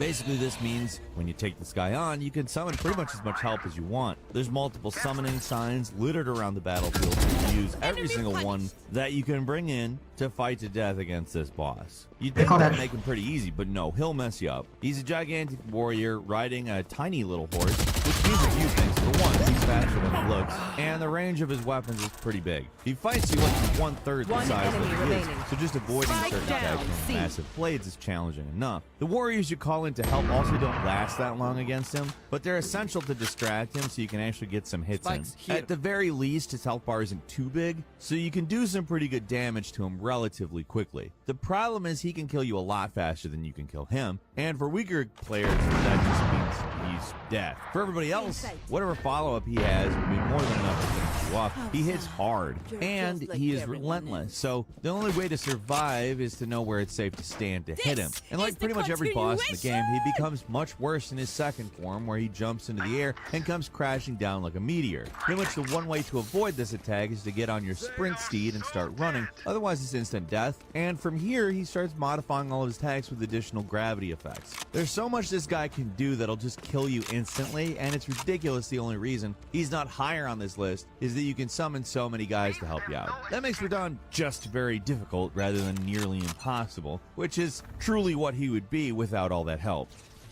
And number 7 is the full-grown Falling Star Beast, which is found on top of Mount Gelmir, guarding the Manor, and no surprise here, he's a pain in the ass to fight. What's unique about this thing is that in comparison to pretty much every other boss on the list, it doesn't have a lot of weird attacks or gimmicks. It's just really aggressive, does a lot of damage, and takes a lot of hits to take down. which makes the whole fight into basically a grueling test of endurance. That's basically all there is to it. Most of its attacks are pretty easily telegraphed, and it doesn't do anything too far out of the standard boss formula that you're pretty much used to at this point. It's just that the hard shell surrounding it makes it a lot harder to do any real damage to this guy, which makes the fight take longer, which makes it more likely that you'll make a fatal mistake. Trying to hit its weak spots is basically a waste of time too. The guy's too fast and reactive to make it something you can consistently do. It's at least weak to magic damage, so that's one way to speed things up, but it still takes way too long. There's long bouts of the fight where you're pretty much stuck waiting for an opportunity to attack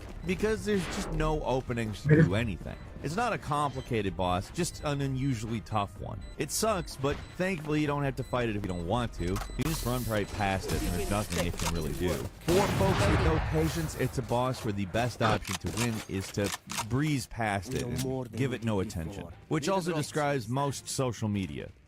At number 6, Mog, the Lord of Blood. Almost every Omen boss in this game is tough, but Mog, found deep in the Mogwin Palace, is a special kind of bastard. What makes him so difficult isn't so much his regular attacks, but the annoying effects he causes.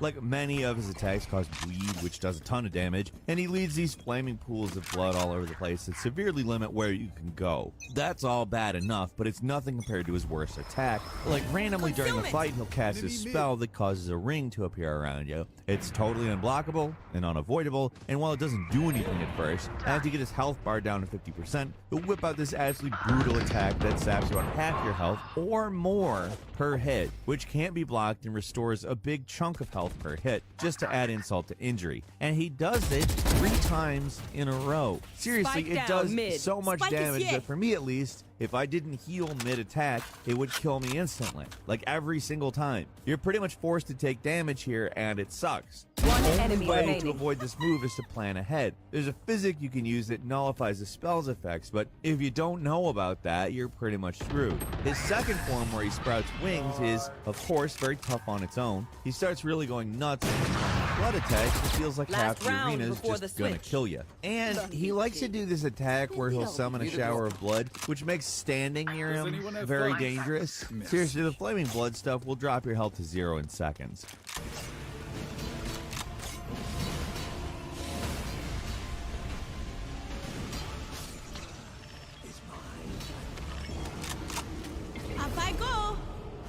And number 5 is Estelle, Natural Born of the Void. Found in the deepest and darkest depths of the land, being this elder god-looking monstrosity is an unorthodox boss and is as difficult as it is abstract. There are 2 things that make this guy a pain to fight. It's as aggressive as you'd expect from a boss in this game. It's constantly moving, fighting it's a pain, and it's got a lot of highly damaging long-range attacks. Also, if you manage to get in close, its bizarre shape makes the camera go crazy, so it's hard to tell what's even going on when you do that to get close to attack it. And it's also got a lot of annoying attacks, but one of the worst is this infuriating ability where it slams its hand in the ground and causes a series of gravity shockwaves, pretty much guaranteed to hit you multiple times. Its second stage isn't quite as bad as certain other bosses on this list, but all that really means is that this thing is tough the whole way through. There's no one standout attack that really makes it tough in particular, it just does a ton of damage and has a lot of area of effect attacks, and those are difficult to avoid, so it's generally hard to hit and sustain a decent amount of health. Also, its grabs are just brutal. And number 4 is Godfrey, the first Elden Lord, and Horalu. The endgame of Elden Ring is just this brutal parade of bosses, and Godfrey isn't the first or the last. He is a standout in terms of difficulty. His first form is basically what you'd expect, a much more difficult version of the Golden Ghostly form you fought him in previously, but this time, he's the real deal, and the damage he can inflict on you is no joke. Now, it seems pretty no frills at first, he's just a guy with a big axe, but when you knock out half of his health, a cutscene triggers, and that sets off the real fight, where he reveals his true nature and starts fighting you like a total wild man. Like, he gets much, much more aggressive, whipping out brutal combos that he'll chain into devastating and actually kind of hilarious grab attack moves where he power bombs you into the ground like an insane Zangief from Street Fighter. And it's another boss where the damage output combined with the aggression makes it a fight where death can come at any second. By far his most devastating attack is when he's almost dead. He charges up and surrounds himself with some kind of smoke or something, which turns every single one of his attacks into a powerful AoE. The only way to avoid it is to jump over it, and that is not an easy thing to do. And number 3 is Godskin Duo. If there's one boss in this game I would describe as being unfair, it's this one. These guys are the mid-bosses of the Crumbling Fair in Missouri, and they're something alright. The whole thing is about as straightforward as it gets. You have to fight a Godskin Apostle and a Godskin Noble at the same time. They're both tough enough on their own, but both at once is total BS. It's the kind of thing you see in a DLC optional area or something in like Dark Souls 2. Just a dumb combo boss you're pretty much expected to summon help for, but instead of being in some unnecessary side area, these guys block your main progress. Like, you have to kill them if you want to move on in the game. The worst thing by far in this fight is the Noble. It's got this attack where it balloons out and does this big rolling attack that homes in on you.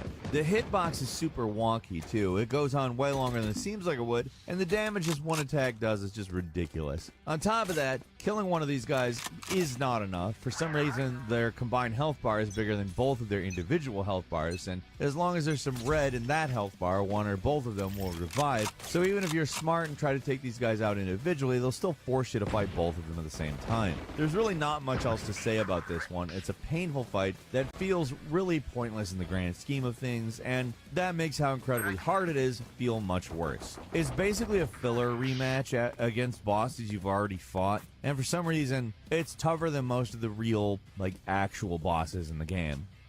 And number 2 is Radagon of the Outer Order and the Elden Beast. For as much as everyone talks about the difficulty of Souls games, it's strange how easy the last bosses usually are. Now, that's not the case with the bosses of Elden Ring. The last guys just chew you up and spit you out. And this time, you're not taking on 2 forms of the same boss. It's literally just 2 bosses that fight in a row, and they're both really challenging on their own. In previous Souls games, they've been nice enough to have a boss stay dead after you kill them, but not here. If you want to win, you have to beat both Radagon and the Elden Beast at the same time. No checkpoints, no health refills, no nothing. It adds a whole new layer to the whole thing because the fight against Radagon isn't just about winning. You also want to avoid as much damage as possible, which is not easy because it feels like half of his attacks are some form of area of effect. At least with him, you have a basic understanding of what to expect, though. He's a guy with a weapon, and even though he's a god, he basically fights exactly how you'd expect. Not so much with the second fight against the Elden Beast, a bizarre-looking creature that's basically a dragon with a sword that can also swim through the floor. It's a crazy as hell fight with some wild attacks like this one where it summons this ring that slowly converges before causing an explosion, and the only way to avoid it is to run like hell and jump over the ring. These 2 fights combined are up there with the hardest bosses in the entire series, but it's nothing compared to the boss at number 1.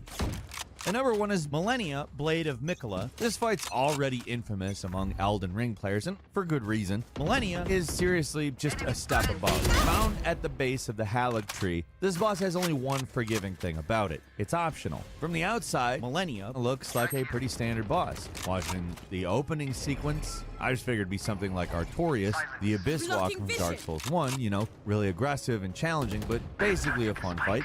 I was wrong. Well, not completely. How she fights is actually pretty similar to Artorias, but with one added wrinkle. Every time she hits you, she restores that chunk of health. It's that one little thing that turns this fight from being one that's tough but fair into an absolutely insane battle where you're always on the back foot unless you play incredibly aggressively. She has 2 major weaknesses, status effects and poise, and if you want to win, you pretty much have to exploit that, otherwise she'll simply overwhelm you with damage. Unless you want to plan ahead or just master the game, she'll just heal more health than you can hurt her, making the fight impossible. But it gets better. When you knock her health all the way down, guess what? She's got a second form. Now you have to deal with her generating clouds of scarlet rot on top of everything else, which is just ludicrous. For many people, just beating the first form is a Herculean effort, and then they take the second one on, and that's even worse. It's pure cruelty, but if you manage to overcome everything she throws at you, then you're an Elden Ring master. Millennia isn't just the toughest boss in Elden Ring, she's probably up there with some of the hardest bosses of all time, period. And that's all for today. Leave us a comment. Let us know what you think. If you like this video, click like. If you're not subscribed, now's a great time to do so. We upload brand new videos every day of the week. Best way to see them first is, of course, a subscription. So click subscribe. Don't forget to enable all notifications. And as always, we thank you very much for watching. One enemy remaining. I'm Falcon. You can follow me on Twitter at Falcon the Hero. And we'll see you next time right here on Game Ranks. In video games, there are tons and tons of moves. Different things you can do to outsmart, outwit, or just beat down an enemy. And some are kind of dumb. And even though some are kind of dumb, they're also kind of awesome. Hi folks, it's Falcon, and today on Game Ranks, 10 dumb but cool moves in video games. Starting out with number 10, Dying Light 1 and 2's Drop. Win. Now this game has a primary focus on melee combat, and that makes dealing with zombies a challenge, at least until you start unlocking some powerful abilities to take them down. In terms of basic usefulness, few other abilities match the simple drop kick. You jump in the air, kick with both feet, and any zombie you connect with goes flying. If there's anything else around, they get knocked back too.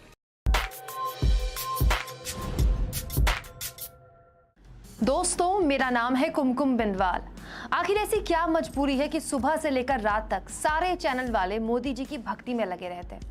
लगभग हर रोज आप कोई भी अखबार उठा लीजिए, अंग्रेजी का, हिंदी का, पहले पन्ने में पहली खबर हमेशा मोदी सरकार के किसी विज्ञापन की होती है। क्यों?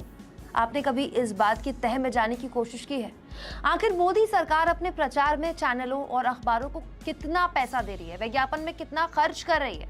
सूचना और प्रसारण मंत्री अनुराग ठाकुर ने राज्यसभा में बताया है कि सरकार ने पिछले 3 सालों में अखबारों, टीवी चैनलों और वेबसाइट में विज्ञापनों पर 911 करोड़ 17 लाख रुपए खर्च किए। यानी देश के गरीब का दही, छाछ, पनीर सब पर टैक्स लग जाए, कोई दिक्कत नहीं। रेलवे में सीनियर सिटीजन्स की सब्सिडी खत्म हो जाए, कोई दिक्कत नहीं। लेकिन 3 साल में 911 करोड़ 17 लाख रुपए सरकार अपने प्रचार में चैनलों और अखबारों को बांट रही है। दोस्तों, सूचना प्रसारण मंत्रालय ने एक सवाल के जवाब में, जो कि कांग्रेस नेता दिग्विजय सिंह ने पूछा था, उस जवाब में ये जानकारी राज्यसभा में दी। दोस्तों, अब आप खुद बताइए, वो चैनल वाले जो सबसे मोटी मलाई खा रहे हैं, उनकी हैसियत क्या है कि वो सरकार से सवाल पूछ लें? जितना पैसा चैनल और अखबारों पर सरकार खर्च कर रही है विज्ञापनों पर, उसके आंकड़ों के हिसाब से तो एक तरह से चैनल पल ही सरकारी विज्ञापनों पर रहे हैं, क्योंकि टीआरपी में ओवरऑल न्यूज की पहले से गिरावट आई है। पहले से लोग टीवी पर अब न्यूज कम देख रहे हैं, तो वैसे भी पहले के बनस्पत अब न्यूज चैनल्स भी ज्यादा हो गए हैं, तो एडवर्टीजमेंट भी ज्यादा बढ़ते हैं। इस मुद्दे पर कांग्रेस नेता राहुल गांधी ने कहा, विज्ञापनों का खर्च 911 करोड़, नया हवाई जहाज 8,400 करोड़, पूंजीपति मित्रों के टैक्स में छूट 1,45,000 करोड़, लेकिन सरकार के पास बुजुर्गों को रेल टिकट में छूट देने के लिए 1,500 करोड़ रुपए नहीं। मित्रों के लिए तारे तक तोड़ कर लाएंगे, मगर जनता को कौड़ी कौड़ी के लिए तरसाएंगे। दोस्तों, ये पत्रकारिता का विभत्स काल नहीं तो और क्या है कि अखबार और चैनलों पर सरकार विज्ञापनों से करोड़ों की बौछार कर रही है और फिर ये चैनल वाले दिन रात सरकार का गुणगान करते हैं। इसीलिए मैं बार बार आपसे अपील करती हूँ कि फ्री जर्नलिज्म को सपोर्ट कीजिए, आजाद पत्रकारिता को सपोर्ट कीजिए। वो तभी होगा जब आप थैंक्स के ऑप्शन का ज्यादा से ज्यादा इस्तेमाल करेंगे, या फिर आप हमारी मेंबरशिप ज्वाइन करके भी हमें सपोर्ट कर सकते हैं, क्योंकि हम ही हैं जो आपको सही खबर दिखाते हैं। चैनल वाले और अखबार क्या करते हैं और क्यों करते हैं, ये तो मैंने आपको बता ही दिया। आप मोदी सरकार का चैनलों और अखबारों पर और वेबसाइट पर विज्ञापनों पर इतने भारी खर्च पर क्या सोचते हैं? कमेंट बॉक्स में जरूर।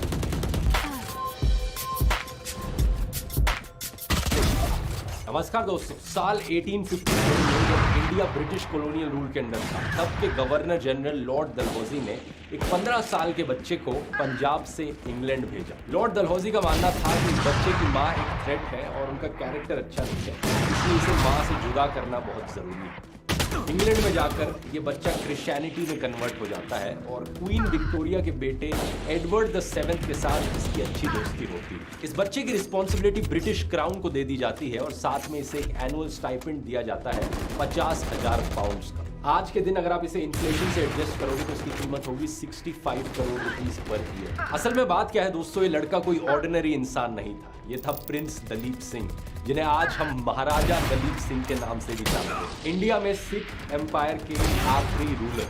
इंटरेस्टिंग चीज क्या है, इन्हें इंग्लैंड भेजने से 4 साल पहले साल 1849 में जब ब्रिटिश ने सिक्स को हराया था जंग में, लॉर्ड डलहौजी ने 11 साल के प्रिंस दलीप को ऑर्डर किया था कि वो एक हीरा सरेंडर कर दे क्वीन विक्टोरिया। ये हीरा था कोहिनूर का हीरा, जो उस साल 6700 किलोमीटर दूर जहाज में बैठकर लंदन तक गया। कोहिनूर के इस हीरे के बारे में कहा जाता है, जो इस हीरे का मालिक बनेगा वो पूरी दुनिया का मालिक होगा, लेकिन सारी दुनिया के दुर्भाग्य भी उसी के हाथ लगेंगे। एक तरीके का सुपरस्टिशन है जिसे द कर्स ऑफ कोहिनूर भी कहा जाता है। क्योंकि बात क्या है दोस्तों, इतिहास में जिस आदमी के हाथ ये कोहिनूर लगा है, उनकी जिंदगियां खून खराबे, वायलेंस और धोखे से भरी हुई रही है। ये डायमंड दुनिया के इतिहास में सबसे इनफेमस डायमंड रहा है।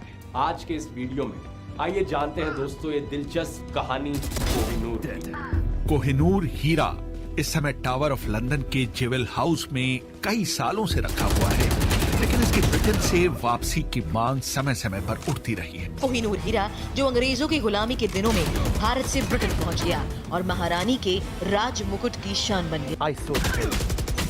First I witnessed the destruction of it. I saw the Kohinoor. It was attached to the head of a peacock on top of the peacock throne. काफी सारी थ्योरीज हैं इसको लेकर दोस्तों कि कोहिनूर का ओरिजिन कहां हुआ था। पहली बार कहां ये पाया गया, ईस्ट इंडिया कंपनी में काम करने वाले एक सिविल सर्वेंट थे थियो मैटकेफे। उन्होंने अपनी रिपोर्ट में लिखा था कि ट्रेडिशन के अकॉर्डिंग इस डायमंड को एक्सट्रैक्ट किया गया था कृष्णा के लाइफ टाइम के दौरान। लेकिन हिस्टोरियंस के अकॉर्डिंग सबसे ज्यादा एक्सेप्टेड व्यू यही है कि ये हीरा एक्चुअली में कोलूर माइंस में मिला था, गोलकोंडा के रीजन में। इसे कोलार माइनिंग एरिया से कंफ्यूज मत कीजिए, जिसे केजीएफ फिल्म में पॉपुलराइज किया गया था। गोलकोंडा के डायमंड्स एक्चुअली में कृष्णा नदी के बैंक्स पर पाए जाते हैं, coastal Andhra Pradesh. 18th century में ये एरिया दुनिया का इकलौता एरिया था जहां पर डायमंड्स पाए जाते हैं। अंटिल 1725 में ब्राजील में भी डायमंड माइंस को डिस्कवर किया गया। अब ये चीज क्लियर नहीं है कि इस कोहिनूर हीरे को पहले किसने ढूंढा, कैसे ढूंढा, लेकिन आमतौर पर जो जेमस्टोन्स होते हैं ये सूखी नदियों के बेड्स पर पाए जाते हैं। और हिस्टोरिकली एग्जैक्टली हम ये भी नहीं जानते कि इसे एग्जैक्टली कब डिस्कवर किया गया। बेस्ट एस्टिमेट जो हिस्टोरियंस ने लगाया है वो ये है कि ये ईयर 1100 और 1300 के बीच में पाया गया। ऐसा माना जाता है कि कोहिनूर का सबसे पहला मेंशन एक हिंदू टेक्स्ट में किया गया था साल 1306।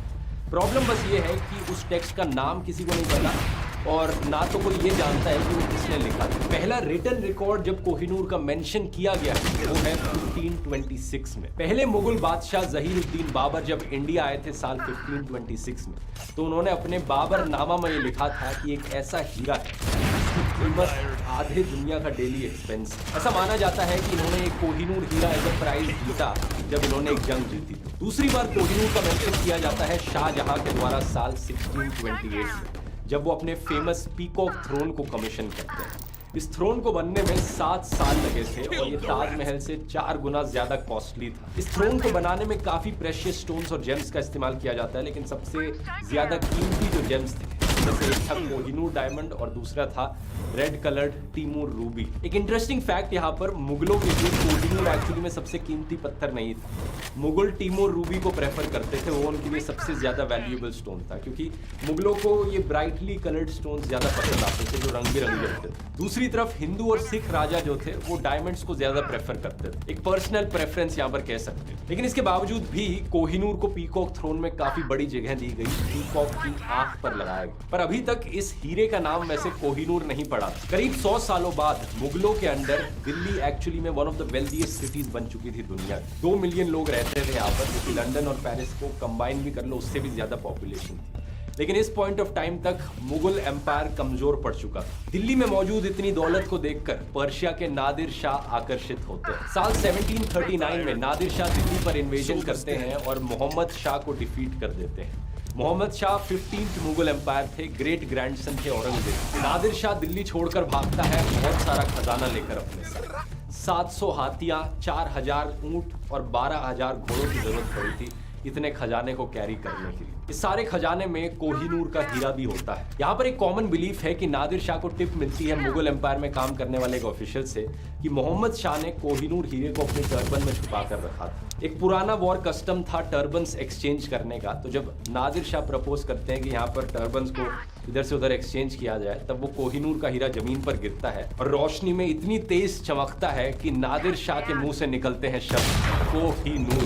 इन शब्दों का मतलब होता है माउंटेन ऑफ लाइट, रोशनी रोशनी की एक पहाड़ी, और ऐसे इस डायमंड का नाम पड़ता है। लेकिन नादिर शाह के जो फाइनेंशियल ऑफिसर थे उस वक्त, उन्होंने एक किताब लिखी थी, तारीख आलम आरा ए नादिरी। इस किताब में जो लिखा गया है उससे हमें एक रिटन रिकॉर्ड मिलता है कि कोहिनूर एक्चुअली में पीकॉक थ्रोन के सिर पर ही लगा हुआ था। नादिर शाह ने इस पीकॉक थ्रोन को ले लिया अपने पास, और जो टीमूर रूबी थी और कोहिनूर हीरा था उसे आर्म बैंड पर पहन लिया, हाथ में पहन लिया। तो वो जो कहानी है कि इस हीरे का नाम कैसे पड़ा, वो शायद सच ना हो कि उनके टर्बन में था ये, लेकिन ये बात सच जरूर है कि नादिर शाह ने ही इस हीरे का नाम कोहिनूर रखा था, क्योंकि इसी किताब में पहला रेफरेंस किया गया है इस हीरे को कोहिनूर बुलाकर। अगले 70 सालों तक कोहिनूर आज के दिन के अफगानिस्तान का हिस्सा रहे, और यहाँ पर आता है द कर्स ऑफ कोहिनूर, जिसकी बात मैंने वीडियो के शुरू में करी थी। जो भी इस हीरे का मालिक बनेगा वो दुनिया का भी मालिक बने, लेकिन सारे मिसफॉर्च्यून्स भी उसी के साथ होंगे। इस कहावत को एक्चुअली में उस हिंदू टेक्स्ट से लिया गया है जो साल 1306 में लिखा गया था, जिसकी बात मैंने पहले करी थी कि